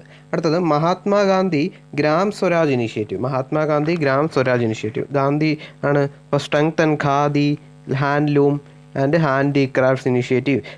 Khadi, handloom, handicrafts initiatives strengthen ചെയ്യാൻ വേണ്ടിയിട്ടാണ് മഹാത്മാഗാന്ധി ഗ്രാം സ്വരാജ് ഇനിഷ്യേറ്റീവ് കൊണ്ടുവരുന്നത്. അപ്പം നാഷണൽ ഫൈബർ സ്കീം ഏതൊക്കെ 3 ഫൈബറാണ് ഉൾപ്പെടുന്നത്? Silk, wool, jute. Samarth 2.0 മോഡേണൈസർ textile skilling ecosystem. Mahatma Gandhi gram Swaraj initiative khadi, handloom, handicrafts പ്രോഡക്ട്സിൻ്റെ manufacturing, production എല്ലാം സ്ട്രെങ്തൻ ചെയ്യാൻ വേണ്ടിയിട്ടാണ് മഹാത്മാഗാന്ധി ഗ്രാം സ്വരാജ് ഇനിഷ്യേറ്റീവ് കൊണ്ടുവന്നത്. അതേപോലെ തന്നെ ഒരു ഡെഡിക്കേറ്റഡ് ഫ്രൈറ്റ് കോറിഡോർ പ്രഖ്യാപിച്ചിട്ടുണ്ട്, കണക്റ്റിംഗ് ധൻകുനി ടു സൂററ്റ് അല്ലേ. വെസ്റ്റ് ബംഗാളിലെ ധൻകുനി മുതൽ സൂററ്റ് വരെയുള്ള ഒരു ഡെഡിക്കേറ്റഡ് ആയിട്ടുള്ള ഫ്രൈറ്റ് കോറിഡോർ, ഒരു ചരക്ക് ഗതാഗതത്തിന് വേണ്ടിയിട്ടുള്ള ഒരു കോറിഡോർ നിർമ്മിച്ചിട്ടുണ്ട്. ഓക്കെ, ഇന്ത്യയുടെ വെസ്റ്റ് മുതൽ ഈസ്റ്റ് വരെ കണക്ട് ചെയ്യുന്ന സൂററ്റ് മുതൽ ധൻകുനി വരെ കണക്ട് ചെയ്യുന്ന ഒരു ഡെഡിക്കേറ്റഡ് ഫ്രൈറ്റ് കോറിഡോറും ഈ ബഡ്ജറ്റിൽ പ്രഖ്യാപിച്ചിട്ടുണ്ട്. ഓക്കെ, ധൻകുനി എവിടെയാണ്? വെസ്റ്റ് ബംഗാളിലാണ്. ഓക്കെ, സൂററ്റ് എവിടെയാണ്? ഗുജറാത്തിലാണ്. ഓക്കെ, അപ്പം ഇന്ത്യയുടെ വെസ്റ്റ് മുതൽ ഈസ്റ്റ് വരെ കണക്ട് ചെയ്യുന്ന ഒരു ഡെഡിക്കേറ്റഡ് ഫ്രീറ്റ് കോറിഡോറും പ്രഖ്യാപിച്ചു. ഓക്കെ, നമ്മൾ ഇനി പബ്ലിക് ക്യാപിറ്റൽ എക്സ്പെൻഡിച്ചർ ടോട്ടൽ നോക്കുവാണെങ്കിൽ എത്രയാണ്? 12.2 lakh crore public capital expenditure എന്ന് പറയുന്നത്. കഴിഞ്ഞ വർഷത്തെ എത്രയായിരുന്നു? 11.2 lakh crore ആയിരുന്നു പബ്ലിക് ക്യാപിറ്റൽ എക്സ്പെൻഡിച്ചർ എന്ന് പറയുന്നത്. ഓക്കെ, 20 പുതിയ നാഷണൽ വാട്ടർ വേസ് പ്രഖ്യാപിച്ചിട്ടുണ്ട്. 20 നാഷണൽ വാട്ടർ വേ പ്രഖ്യാപിച്ചിട്ടുണ്ട്. അതേപോലെ തന്നെ കോസ്റ്റൽ കാർഗോ പ്രൊമോഷൻ, അല്ലേ, ഇന്ത്യയുടെ കോസ്റ്റൽ റീജിയൻസിന് വേണ്ടിയിട്ടുള്ള കാർഗോ പ്രൊമോഷനും പ്രഖ്യാപിച്ചു. ഈ 20 പുതിയ നാഷണൽ വാട്ടർ വേയിൽ ആദ്യത്തേത് എവിടെ നിന്നാണ് തുടങ്ങുന്നത്? നാഷണൽ വാട്ടർ വേ 5, അല്ലേ, ഒഡീഷയിലാണ് നാഷണൽ വാട്ടർ വേ 5ലാണ് പുതിയ നാഷണൽ വാട്ടർ വേ 20 വരാൻ പോകുന്നു. അതിൽ ആദ്യത്തേത് നാഷണൽ വാട്ടർ വേ 5ലാണ് സ്റ്റാർട്ട് ചെയ്യാൻ പോകുന്നത്. ഓക്കെ, അവിടെ ഏതാ റിവർ? മഹാനദി. ഒഡീഷയിലാണ് ആദ്യത്തെ നാഷണൽ വാട്ടർ വേ 20 പുതിയതിൽ വരാൻ പോകുന്നത്. അതേപോലെ തന്നെ 7 ഹൈ സ്പീഡ് റെയിൽ കോറിഡോർസ് പ്രഖ്യാപിച്ചിട്ടുണ്ട്, അല്ലേ. 7 ഹൈ സ്പീഡ് റെയിൽ കോറിഡോർ പ്രഖ്യാപിച്ചു. ആദ്യം ഏതാണ്? Mumbai Pune, Pune Hyderabad, Hyderabad Bangalore, Bangalore Chennai, Chennai Hyderabad, Delhi Varanasi and Varanasi to Siliguri. Okay, Siliguri വരെ കണക്ട് ചെയ്യുന്ന ഒരു 7 ഹൈ സ്പീഡ് റെയിൽ കോറിഡോർസാണ് പ്രഖ്യാപിച്ചത്. മുംബൈ പൂനെ, പൂനെ ഹൈദരാബാദ്, ഹൈദരാബാദ് ബാംഗ്ലൂർ, ബാംഗ്ലൂർ ചെന്നൈ, ചെന്നൈ ഹൈദരാബാദ്, ഡൽഹി വാരാണസി ആൻഡ് വാരാണസി ടു സിലിഗുരി, സിലിഗുരി വരെ കണക്ട് ചെയ്യുന്ന ഒരു 7 ഹൈ സ്പീഡ് റെയിൽ കോറിഡോർസ് പ്രഖ്യാപിച്ചിട്ടുണ്ട്.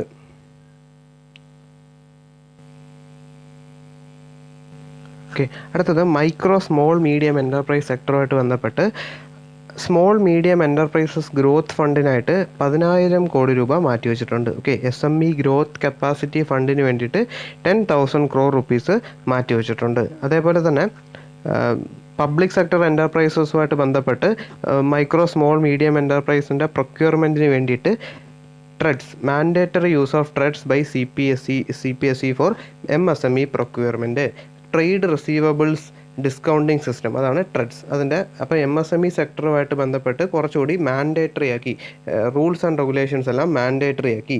ഇനി linking government market place with TReDS to ensure faster and cheaper MSME financing. Cheaper ആയിട്ടുള്ള അല്ലെങ്കിൽ ഫാസ്റ്റർ ആയിട്ടുള്ള MSME ഫിനാൻസിങ്ങിന് വേണ്ടിയിട്ട് ഗവൺമെൻറ് മാർക്കറ്റ് പ്ലേസും ട്രെഡ്സും തമ്മിൽ ലിങ്ക് ചെയ്യുന്നു. അതേപോലെ തന്നെ ഡെവലപ്മെൻറ്റ് ഓഫ് കോർപ്പറേറ്റ് മിത്രാസ്, അല്ലേ, Tier 2 ആൻഡ് Tier 3 ടൗൺസിൽ കോർപ്പറേറ്റ് മിത്രാസിന് വേണ്ടിയിട്ട് ഡെവലപ്മെൻറ്റ് കൊണ്ടുവരുന്നു. Okay, for affordable compliance support. Okay, compliance സപ്പോർട്ടിന് വേണ്ടിയിട്ട് കോർപ്പറേറ്റ് മിത്രാസ് Tier 2 ആൻഡ് Tier 3 ടൗൺസിൽ കൊണ്ടുവരുന്നു. Self reliant India fund, self reliant India ഫണ്ടിലേക്ക് എത്ര കോടി മാറ്റി വെച്ചേക്കുന്നു? 2,000 കോടി രൂപ, 2,000 crore rupees self reliant India ഫണ്ടിലേക്ക് ടോപ്പപ്പ് ചെയ്തിരിക്കുന്നു.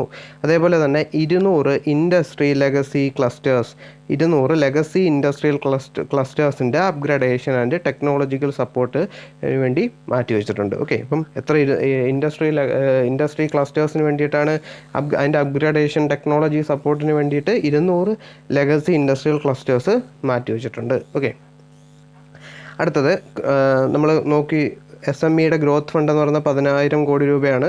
ഗവൺമെൻറ് മാർക്കറ്റ് പ്ലേസും ട്രെഡ്സും തമ്മിൽ ലിങ്ക് ചെയ്യുന്നു. കോർപ്പറേറ്റ് മിത്രാസ് കൊണ്ടുവരുന്നു. സെൽഫ് റിലയൻറ്റ് ഇന്ത്യ ഫണ്ടിലേക്ക് 2,000 crore rupees മാറ്റി വെച്ചിട്ടുണ്ട്.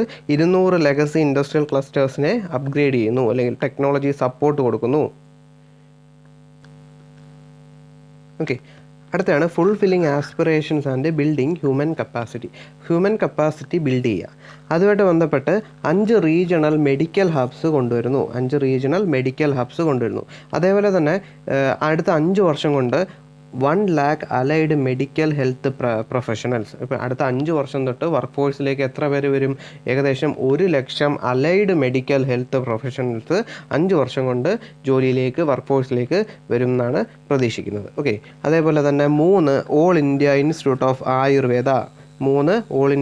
ഓഫ് ആയുർവേദ സെറ്റപ്പ് ചെയ്യാൻ പ്ലാൻ ചെയ്യുന്നു. 5 യൂണിവേഴ്സിറ്റി ടൗൺഷിപ്പുകൾ, അല്ലേ, 5 യൂണിവേഴ്സിറ്റി ടൗൺഷിപ്പുകൾ പ്രഖ്യാപിച്ചിട്ടുണ്ട്. അതേപോലെ തന്നെ വയബിലിറ്റി ക്യാപ് ഫണ്ടിങ് വഴി ഒരു ഗേൾസ് ഹോസ്റ്റൽ അല്ലേ, 1 girls hostel in every district, ഓരോ ഡിസ്ട്രിക്റ്റിലും ഒരു ഗേൾസ് ഹോസ്റ്റൽ എന്ന രീതിയിൽ വയബിലിറ്റി ഗ്യാപ് ഫണ്ടിങ് വഴി മാറ്റി വെച്ചിട്ടുണ്ട്.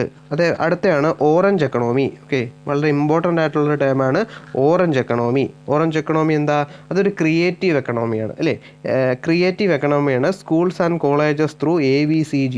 ഓക്കെ, അതൊരു Indian institute of creative technology, മുംബൈയാണ് ഇത് അണ്ടർടേക്ക് ചെയ്യാൻ പോകുന്നത്.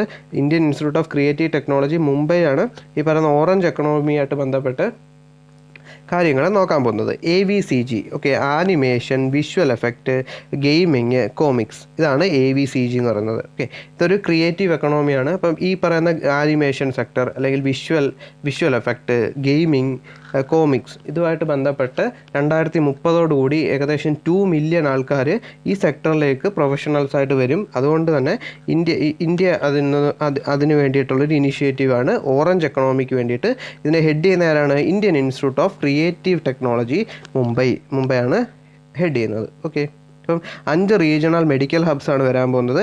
3 all India institute of Ayurveda വരുന്നു. 5 യൂണിവേഴ്സിറ്റി ടൗൺഷിപ്പ് വരുന്നു. അതേപോലെ തന്നെ 1 girls hostel in every district. ഏത് ഫണ്ട് വഴിയാണ്?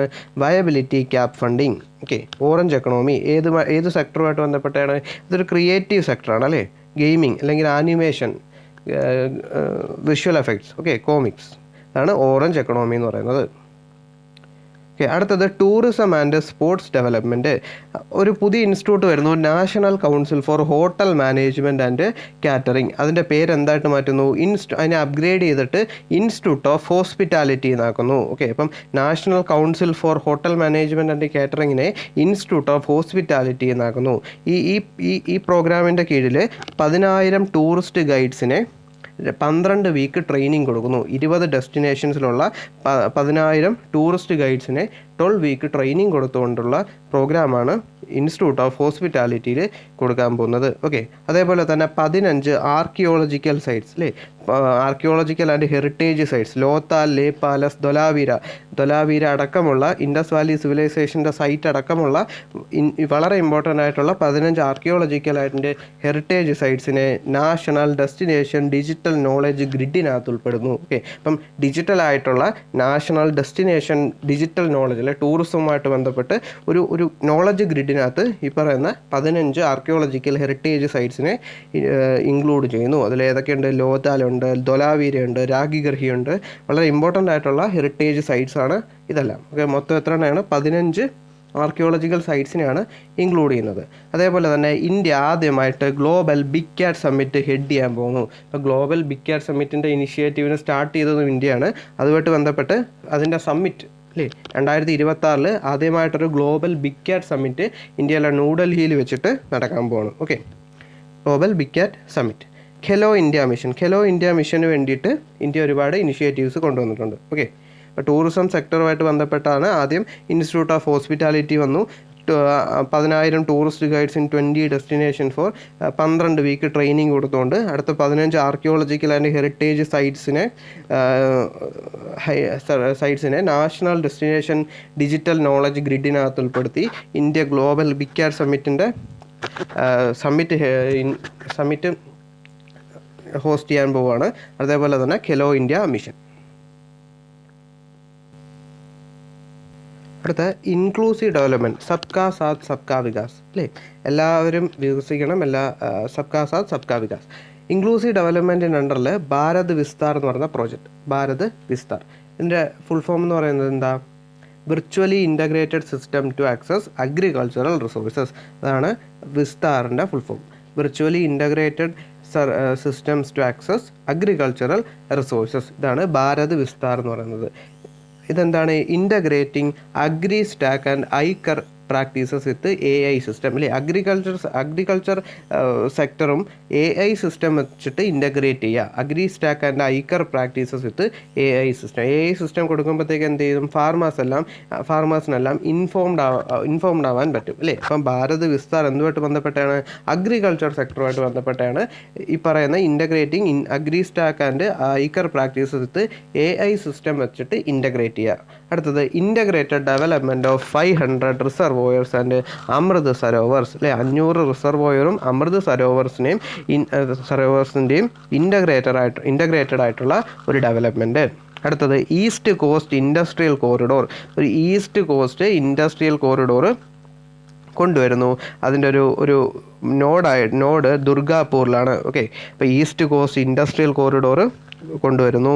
അതേപോലെ തന്നെ 400 ബസ്സസ്, ഓക്കെ, 400 ബസ്സസ് കൊണ്ടുവരുന്നു. നിംഹാൻസ് 2.0 നോർത്ത് ഇന്ത്യയിൽ ഹെഡ് ക്വാർട്ടേഴ്സ് ആക്കിക്കൊണ്ട് നിംഹാൻസ് 2.0 വരുന്നു.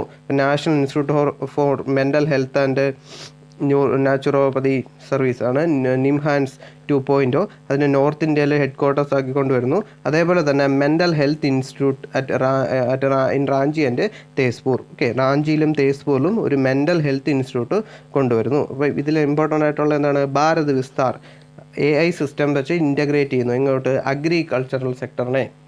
അടുത്തത് integrated development of 500 reservoir and Amrit Sarovars. East coast industrial corridor. Okay, ഒരു ഇൻഡസ്ട്രിയൽ കോറിഡോർ സെറ്റപ്പ് ചെയ്യുന്നു. എവിടെയാണ്? Durgapur. Okay, 2 lakh crore support to states under the SASCI scheme. SASCI സ്കീമിൻ്റെ അണ്ടറിൽ 2 lakh crore സപ്പോർട്ട് കൊടുക്കുക. 400 ബസ്സസ് വാങ്ങുക. നിംഹാൻസ് 2.0 എവിടെയാണ് ഹെഡ് ക്വാർട്ടേഴ്സ്? നോർത്ത് ഇന്ത്യയിൽ. അതേപോലെ തന്നെ മെൻ്റൽ ഹെൽത്ത് ഇൻസ്റ്റിറ്റ്യൂട്ട് എവിടെയൊക്കെ വരുന്നു? റാഞ്ചിയിലും തേസ്പൂരിലും ഒരു മെൻ്റൽ ഹെൽത്ത് ഇൻസ്റ്റിറ്റ്യൂട്ട് വരുന്നു. അടുത്തത് ടാക്സ് റിഫോംസുമായിട്ട് ബന്ധപ്പെട്ട് ഇന്ത്യയുടെ പുതിയ ഇൻകം ടാക്സ് ആക്ട് 2025 പ്രഖ്യാപിക്കുകയും അത് എഫക്റ്റീവ് ആവുന്ന എന്താണ്? April 1, 2026. ഈ April 1 മുതൽ പുതിയ ഇൻകം ടാക്സ് ആക്ട് നിലവിൽ വരികയാണ്. അതുകൊണ്ട് തന്നെ ടാക്സ് റിഫോംസ് ഒരുപാടുണ്ട്. Tax holiday till 2047. ഓക്കെ, ഇതാണ് ടാക്സ് ഹോളിഡേ. 2047 വരെ ടാക്സ് ഹോളിഡേ കൊടുക്കുകയാണ്. ആർക്കാണ്? For foreign companies. എന്തിനാണ്? Providing global cloud services provide ചെയ്യുന്ന ഫോറിൻ കമ്പനീസിന്. ആർക്കാണ് കൊടുക്കുന്നത്? ഇന്ത്യൻ ഡാറ്റാ സെൻറ്റേഴ്സ് യൂസ് ചെയ്യുന്ന ഫോറിൻ കമ്പനീസിന് ടാക്സ് ഹോളിഡേ കൊടുക്കുകയാണ്. 2047 വരെ ഇന്ത്യൻ ഡാറ്റാ സെൻറ്റേഴ്സ് യൂസ് ചെയ്യുന്ന ഫോറിൻ കമ്പനീസിന് ടാക്സ് ഹോളിഡേ കൊടുക്കുകയാണ്. എന്താണ് അവർ പ്രൊവൈഡ് ചെയ്യുന്നത്? ഗ്ലോബൽ ക്ലൗഡ് സർവീസസ് കൊടുക്കുന്ന ഫോറിൻ കമ്പനീസിന്, ഇന്ത്യൻ ഡാറ്റാ സെൻറ്റേഴ്സ് യൂസ് ചെയ്തിട്ടുള്ള ഫോറിൻ കമ്പനീസിന് tax holiday till 2047. Increase in securities transactions tax on future and options. Okay, securities transactions tax increase ചെയ്തു. അതേപോലെ തന്നെ 5-year income tax exception for non resident supplying capital goods to toll manufacturers in bonded zones. Okay, bonded സോൺസിലുള്ള non residents അവിടുത്തെ toll മാനുഫാക്ചേഴ്സിന് capital goods supply ചെയ്യുന്ന non റെസിഡൻസിന് 5-year income tax exemption കൊടുത്തു. എവിടെയാണ്? ബോണ്ടഡ് സോൺസിൽ. അതേപോലെ തന്നെ expansion of duty free import limits for seafood, footwear, leather and textile exporters. Duty free import limits കൊണ്ടുവരുന്നു. ഏതൊക്കെ സെക്ടറിൽ കൊണ്ടുവരുന്നു? Seafood, footwear, leather and textile exporters. അപ്പോൾ ഈ സെക്ടറുകളിലെല്ലാം ഡ്യൂട്ടി ഫ്രീ ആയിട്ടുള്ള ഇമ്പോർട്ട് ലിമിറ്റ്സ് കൊണ്ടുവരുന്നു, അതിൻ്റെ എക്സ്പാൻഡ് ചെയ്യുന്നു. അതേപോലെ തന്നെ ഒരു high level committee on banking അല്ലേ, വികസിത ഭാരതവുമായിട്ട് ബന്ധപ്പെട്ട് ബാങ്കിങ് സെക്ടർ കൂടി വികസിപ്പിക്കാൻ വേണ്ടിയിട്ട് high level committee on banking, ഒരു ബാങ്കിങ് സെക്ടറിന് വേണ്ടിയിട്ടുള്ളൊരു ഹൈ ലെവൽ കമ്മിറ്റി സെറ്റപ്പ് ചെയ്യുന്നു. ഇപ്പം ടാക്സ് റിഫോംസിന് അണ്ടറിൽ എന്തൊക്കെ വരും? പുതിയ ഇൻകം ടാക്സ് ആക്ട് വരും അല്ലേ. 1961 ആക്ടിന് പകരം new income tax act of 2025. അത് എഫക്റ്റീവ് ആവുന്ന എന്നോട്ടാണ്? April 2026. അടുത്ത ടാക്സ് ഹോളിഡേ ആർക്കാണ്? ഗ്ലോബൽ ക്ലൗഡ് സർവീസസ് കൊടുക്കുന്ന ഇന്ത്യൻ ഡാറ്റാ സെൻറ്റേഴ്സ് യൂസ് ചെയ്യുന്ന ഫോറിൻ കമ്പനീസിനാണ് ടാക്സ് ഹോളിഡേ പ്രഖ്യാപിച്ചേക്കുന്നത്. എന്ന് വരെ? 2047 വരെ. Increase in securities transaction tax increase ചെയ്യുന്നു. അതേപോലെ തന്നെ non resident supplying capital goods to toll manufacturers in bonded സോൺസിന് 5-year ഇൻകം ടാക്സ് എക്സംഷൻ കൊടുക്കുന്നു. അതേപോലെ തന്നെ seafood, footwear, leather and textile എക്സ്പോർട്ടേഴ്സിന് ഡ്യൂട്ടി ഫ്രീ ഇമ്പോർട്ട്സും എക്സ്പാൻഡ് ചെയ്തിട്ടുണ്ട്. High level committee on banking അല്ലെ, വികസിത ഭാരത് മുന്നിൽ കണ്ടുകൊണ്ട് ഒരു ഹൈ ലെവൽ കമ്മിറ്റി ഓൺ ബാങ്കിങ്ങും സെറ്റപ്പ് ചെയ്തിട്ടുണ്ട്. ഓക്കെ, അടുത്തത് energy security and climate action. ഇതുമായിട്ട് ബന്ധപ്പെട്ട് carbon capture utilisation and storage scheme നമ്മൾ കേട്ടിട്ടുണ്ട്. കാർബൺ ക്യാപ്ചർ അല്ലേ, കാർബൺ ക്യാപ്ചർ യൂട്ടിലൈസേഷൻ സ്കീമുമായിട്ട് ബന്ധപ്പെട്ട് 20,000 കോടി രൂപ മാറ്റിവെച്ചിട്ടുണ്ട്. ഓക്കെ, 20,000 കോടി രൂപ എന്തിനാണ് മാറ്റിവെച്ചേക്കുന്നത്? Carbon capture utilisation and storage സ്കീമിന് വേണ്ടിയിട്ട്. അടുത്തത് BCD exemptions for lithium ion batteries, solar glass, nuclear projects എക്സ്റ്റൻഡഡിൽ 2035 വരെ BCD എക്സെപ്ഷൻസ് ലിഥിയം അയൺ ബാറ്ററീസിന്, സോളാർ ഗ്ലാസിന്, ക്രിട്ടിക്കൽ മിനറൽസിനൊക്കെ കൊടുത്തിട്ടുണ്ട്. Excise duty relief on biogas blended CNG to promote clean energy promote ചെയ്യാൻ വേണ്ടിയിട്ട് CNG കംപ്രസ്ഡ് നാച്ചുറൽ ഗ്യാസിന് വേണ്ടിയിട്ടുള്ള എക്സൈസ് ഡ്യൂട്ടി റിലീഫ് കൊടുത്തിട്ടുണ്ട്. ഓക്കെ, അടുത്തത് പീപ്പിൾ സെൻട്രിക് ഡെവലപ്മെൻറ്റ് അല്ലേ, പീപ്പിൾ അല്ലെങ്കിൽ ഇൻക്ലൂസീവ് ഡെവലപ്മെൻറ്റിൻ്റെ അണ്ടറിൽ വരുന്നതാണ് പീപ്പിൾ സെൻട്രിക് ഡെവലപ്മെൻറ്റ് എന്ന് പറയുന്നത്. Creation of care ecosystem with training of 1.5 lakh caregivers അല്ലേ, കെയർ ടേക്കേഴ്സുമായിട്ട് ബന്ധപ്പെട്ട് ഒരു കെയർ എക്കോസിസ്റ്റം ബിൽഡ് ചെയ്യാൻ വേണ്ടിയിട്ട് 1.5 lakh കെയർ ഗീവേഴ്സിന് ട്രെയിനിങ് കൊടുക്കുന്നു. ലോഞ്ച് ഓഫ് ഷീ മാർട്സ് അല്ലേ, she marts, Divyangjan Kaushal Yojana and Divyang Sahara Yojana.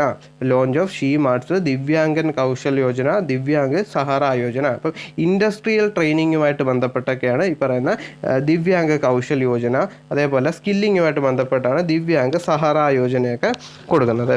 അതേപോലെ തന്നെ supporting artificial limbs manufacturing corporation of India ALIMCO, artificial limbs manufacturing corporation of ഇന്ത്യയെ to scale up the production of assistive devices, invest in R&D and AI integration. അപ്പം artificial limbs manufacturing corporation of ഇന്ത്യയെ scale up ചെയ്തുകൊണ്ട് അവരുടെ production scale up ചെയ്യാൻ വേണ്ടിയിട്ട്, assistive ഡിവൈസസിൻ്റെ production scale up ചെയ്യാൻ വേണ്ടിയിട്ട്, research and ഡെവലപ്മെൻറ്റിന് വേണ്ടിയിട്ട് ഇൻവെസ്റ്റ് ചെയ്യാൻ വേണ്ടിയിട്ട്, AI ഇൻ്റഗ്രേഷന് വേണ്ടിയിട്ട്, ഇതിനെല്ലാം വേണ്ടിയിട്ട് ആരെയാണ് സ്കെയിലപ്പ് ചെയ്യുന്നത്?